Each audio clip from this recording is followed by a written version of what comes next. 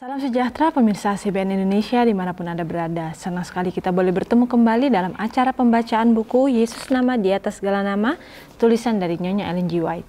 Dan pada saat ini kita sudah memasuki halaman ke-357 dengan judul Perantara yang Pengasih. Dan saya undang pemirsa di rumah untuk kita boleh sama-sama membuka kitab kita di dalam Mazmur 103 ayat 13. Seperti Bapa yang sayang kepada anak-anaknya, demikian Tuhan sayang kepada orang-orang yang takut akan Dia. Dan kita masuk dalam inti pembacaannya. Akankah pria atau wanita menjadi acuh tak acuh terhadap jiwa-jiwa yang untuk mereka Kristus memohon di pengadilan surga? Akankah engkau dalam tindakanmu meniru orang-orang Farisi dan iblis yang tanpa ampun menuduh dan menghancurkan? Oh, maukah engkau secara pribadi merendahkan jiwamu sendiri di hadapan Tuhan dan membatu itu ditundukkan dan dihancurkan? Jadi bagaimana di sini dari paragraf pertama dikatakan bahwa apakah kita mau menjadi pria atau wanita yang mempunyai sikap acuh tak acuh. Jadi bagaimana itu tidak menjadi perhatian kita, tidak menarik perhatian kita. Bagaimana seorang yang mungkin dalam keadaan tidak mengenal Tuhan dan merasa berputus asa di dalam dunianya, dan di saat itulah mereka tidak mempunyai pengharapan. Dan apakah kita tidak mempunyai beban untuk memberitahukan kabar baik itu atau kisah dan pengharapan itu hanya kepada orang-orang yang seperti itu? Ataukah kita masih hanya memikirkan diri kita sendiri saja? Bagaimana kita bisa memenuhi keinginan-keinginan hati kita? Bagaimana kita bisa menuruti pemikiran-pemikiran kita ataupun kita bisa mendapatkan cita-cita kita? Tetapi di sini Tuhan menginginkan supaya ketika Tuhan sudah memohon di pengadilan surga, dikatakan bagaimana Tuhan itu memohon supaya orang-orang yang sudah jatuh ke dalam dosa, termasuk diri kita sendiri, itu kita boleh mendapatkan kesempatan kedua. Maka dari itulah Yesus memberikan dirinya di kayu salib untuk mati sebagai domba yang harus menanggung setiap dosa umat manusia, dan dari situlah ia menjadi juru selamat kita. Tetapi apakah kita juga mau mempunyai beban yang sama seperti Yesus, mau untuk memberikan dirinya, untuk menyelamatkan, untuk memberi pengharapan kepada orang-orang yang tidak mempunyai pengharapan? Ataukah kita masih tetap dalam keinginan-keinginan hati kita? Dan di sini juga dikatakan, apakah dalam tindakan kita meniru orang-orang Farisi atau iblis? Kita tahu bahwa orang-orang Farisi itu bisa dikatakan orang-orang yang mengerti firman Tuhan, tetapi mereka tidak mau mempraktekannya. Jadi setiap hal yang mereka ketahui hanya mereka ambil sebagai teori dalam kehidupan mereka, tetapi mereka tidak mau untuk menghidupkannya. Dan di sini juga dikatakan bahwa sama seperti iblis juga. Kita tahu bahwa iblis itu berasal dari malaikat suci yang ada di surga. Kita tahu bahwa ia melihat bagaimana setiap hal terjadi di sana, bagaimana manusia diciptakan, dan bagaimana Tuhan memberikan kebebasan atau kuasa untuk memilih, sehingga Tuhan tidak mencampuri setiap pilihan-pilihan manusia, tetapi Tuhan membiarkan ketika manusia itu mau untuk mengikuti keinginan hatinya. Tetapi ketika iblis sudah mengetahui bahwa ia bisa menginginkan untuk mempunyai kedudukan yang sama seperti Tuhan, maka di saat itulah dosa itu muncul dalam dirinya. Dan disitulah dikatakan bahwa ia yang sudah mengerti akan segalanya itu akhirnya jatuh dan harus dibuang di bumi ini. Dan begitu pula dengan kita yang sudah mempunyai dosa ini, kita sudah diberikan sebuah pengharapan. Apakah kita juga mau mempunyai sifat sama seperti iblis, tidak mempunyai kasih dalam kehidupan kita, sehingga kita bisa melihat orang yang berputus asa itu dengan tutup mata saja? Kita tidak merasa ada suatu hal yang kita perlu lakukan untuk memberikan sebuah pengharapan kepada orang tersebut. Jadi bagaimana di sini? Janganlah kita sampai mau mempunyai roh-roh dari orang-orang Farisi dan juga iblis tersebut, karena dikatakan mereka tanpa ampun menuduh dan menghancurkan. Jadi bagaimana di sini mereka bukannya mau untuk membangun, untuk memberikan pengharapan, tetapi mereka menuduh dan menghancurkan. Lalu di sini juga dijelaskan bahwa, oh, maukah engkau secara pribadi merendahkan jiwamu sendiri di hadapan Tuhan dan membiarkan pemikiran yang keras dan membatu itu ditundukkan dan dihancurkan. Jadi bagaimana di sini juga dikatakan bahwa pemikiran yang keras dan membatu itu harus kita serahkan kepada Tuhan dengan datang ke hadapan Tuhan dan membiarkan Tuhan yang menghancurkan dan menundukkan sikap keras kita itu.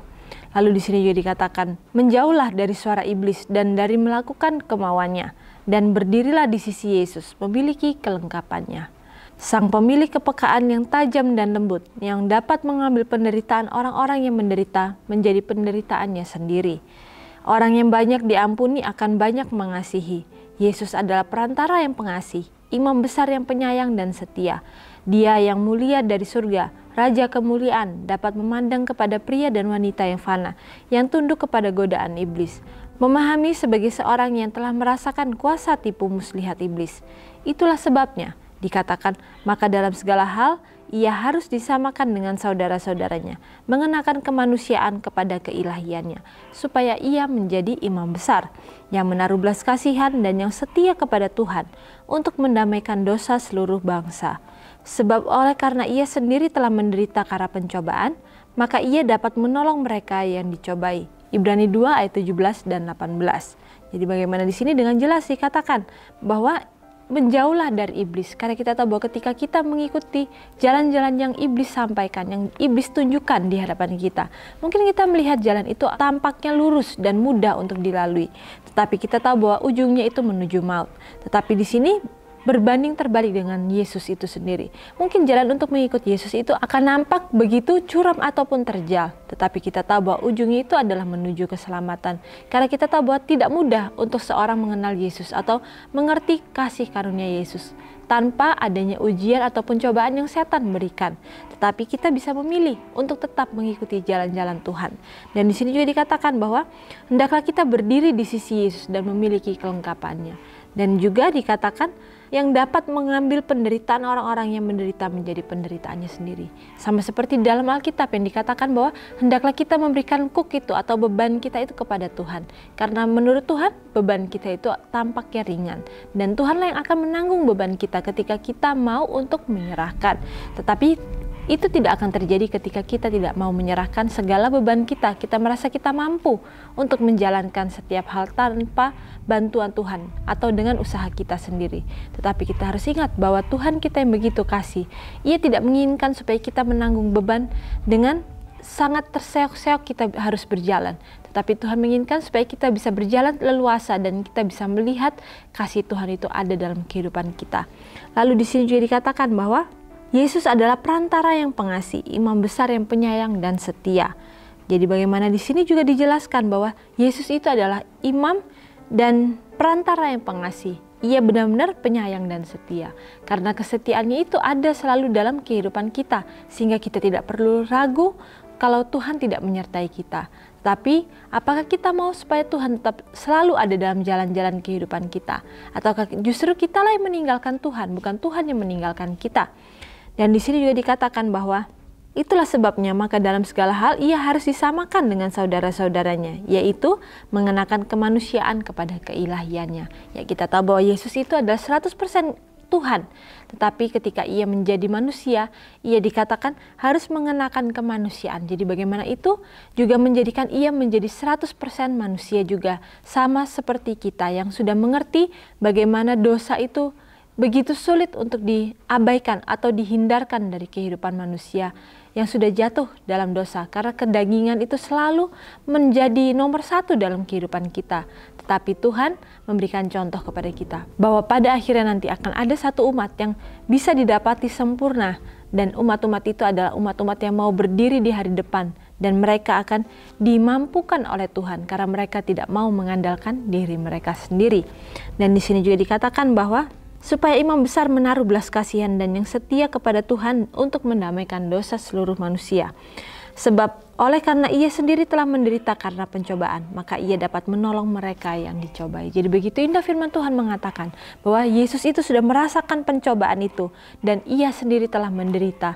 Tetapi ia tidak berlarut dalam penderitaan tersebut karena ia telah menang di kayu salib tersebut. Bagaimana Yesus telah bangkit, dan itu menunjukkan kemenangan dari Yesus itu sendiri. Dan oleh karena kebangkitannya itulah Yesus yang sudah sah menjadi juru selamat manusia, ia yang sudah menjadi penebus manusia, maka di saat itulah ia dapat menolong mereka yang dicobai, yaitu kita yang sudah dicobai dalam kehidupan kita. Dan kita tahu bahwa ujian yang Tuhan izinkan untuk ada dalam kehidupan kita, meskipun itu mungkin setan yang berikan, tapi dalam seizin Tuhan. Di saat itulah Tuhan mengizinkan supaya kita akhirnya bisa dimurnikan, dan di saat itulah kita bisa didapati sebagai emas yang benar-benar murni. Oleh sebab itu, saya mengajak engkau, saudara-saudaraku, untuk berlatih bekerja dengan cara yang sama seperti Kristus telah bekerja. Janganlah sekali-kali mengenakan jubah kekerasan dan mengutuk serta mencela, bahkan menjauh dari perkumpulan yang malang dan tergoda. Tetapi sebagai pekerja bersama Tuhan, sembuhkanlah mereka yang sakit rohani. Ini akan dapat engkau lakukan jikalau engkau memiliki pikiran Kristus. Ibrani 4 ayat 15. Dan juga yang tidak menjadi lelah dan tidak menjadi lesu. Yesaya 40 ayat 28 terdapat dalam buku manuskrip 34 tahun 1893. Jadi bagaimana di sini dikatakan oleh Tuhan, bagaimana Tuhan itu mengajak kita supaya kita bekerja bersama-sama dengan Kristus yang sudah bekerja lebih dahulu. Dan di sini juga dikatakan janganlah kita mengenakan jubah kekerasan yang mengutuk serta mencela orang-orang yang tidak mempunyai pengharapan tersebut. Tetapi hendaklah kita memberikan pengharapan tersebut, membawa terang itu ke dalam kehidupan orang yang mungkin dalam kegelapan, yang mungkin tidak tahu jalan kemana yang mereka harus tempuh karena mereka sudah tidak bisa melihat apapun. Tetapi itulah tugas kita. Kita yang sudah merasakan kasih Tuhan, sudah merasakan cinta dan pengalaman hidup kita itu sudah tahu bahwa Tuhan itu selalu ada dalam kehidupan kita, bahwa Ia setia dalam kehidupan kita. Hendaklah kita yang menyampaikan kabar baik dan kebenaran itu kepada orang-orang tersebut.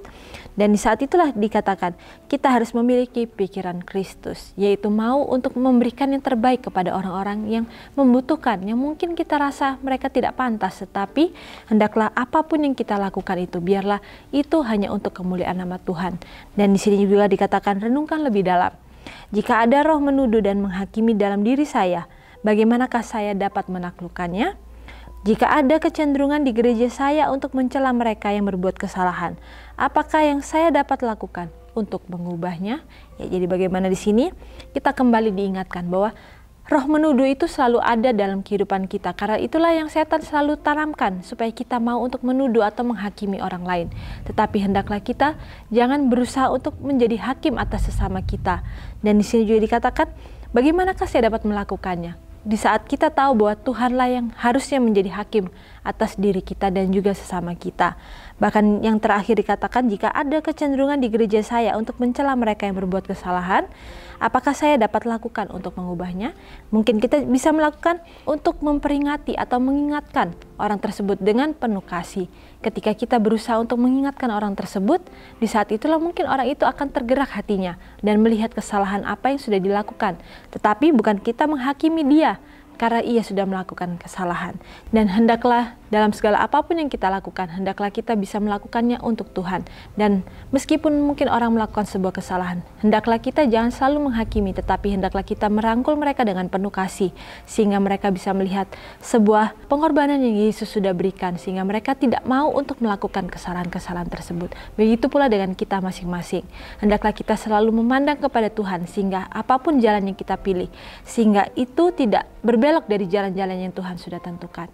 Dan sampai di sini acara pembacaan kita pada saat ini, dan sampai bertemu kembali dalam acara pembacaan-pembacaan yang selanjutnya. Dan salam sejahtera, Tuhan memberkati.